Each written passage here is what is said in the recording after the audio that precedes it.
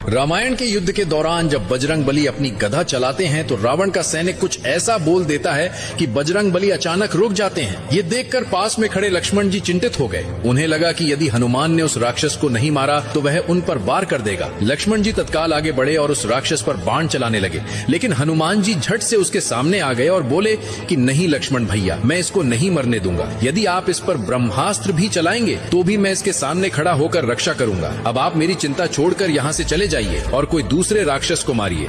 लक्ष्मण जी का स्वभाव बहुत ही क्रोधी था। वे यह सुनकर और अधिक क्रोधित हो गए। जब शाम को विश्राम का समय हुआ तो प्रभु श्री राम एक शिला पर बैठे थे। तभी वहाँ लक्ष्मण जी आते हैं और पीछे पीछे हनुमान जी आते हैं। लक्ष्मण जी बोले, भैया मुझे ये हनुमान का स्वभाव समझ में ही नहीं आता। रणभूमि में रावण का एक साधारण सैनिक आ गया और इन्होंने स्वयं को उसके आगे झुका दिया और कहने लगे कि मैं स्वयं उसकी रक्षा करूंगा, यहाँ तक कि उसकी रक्षा के खातिर वह ब्रह्मास्त्र से भी टकरा जाएंगे। ये कैसी धुन है जो स्वयं दुश्मन का साथ दे रहा है। राम जी मुस्कुराए और हनुमान से पूछने लगे, हनुमान क्या हुआ तुम्हारे बल बुद्धि को?